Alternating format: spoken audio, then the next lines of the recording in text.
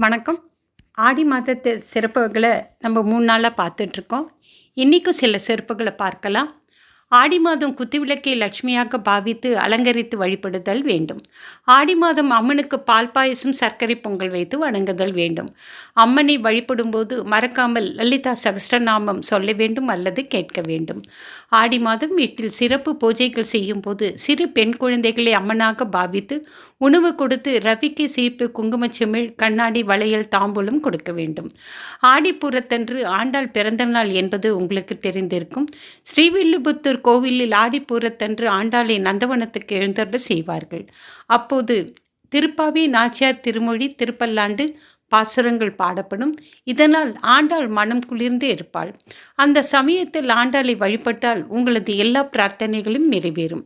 ஆடி மாதம் அம்மனுக்கு சாற்றப்படும் வளையல்களை பெண்கள் அணிந்து கொண்டால் திருமண பாக்கியம், குழந்தை பாக்கியம், சகல நலன்களையும் நீங்காத செல்வத்தை பெறலாம் என்பது ஐதீகம்.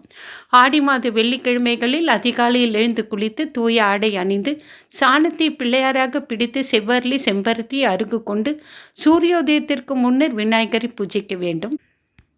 வாழை இலை மீது நெல்லை பரப்பி அதன் மீது கொழுக்கட்டை வைத்து விநாயகரை வழிபட செல்வம் கொழிக்கும்.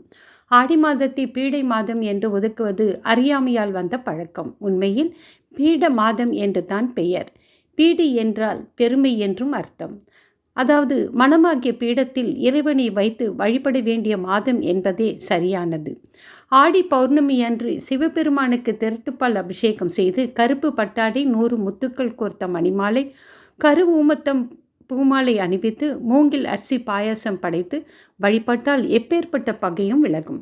பொதுவாகவே வெள்ளிக்கிழமைகள் அம்பாளுக்குரிய சிறந்த நாட்களாகும். இதனோடு ஐனத்துக்குரிய சிறப்பும் சேர்வதால் ஆடி மாதத்தில் வரும் வெள்ளிக்கிழமைகள் அம்பாளுக்கு தனி சிறப்பு கொண்டவையாக கருதப்படுகின்றன.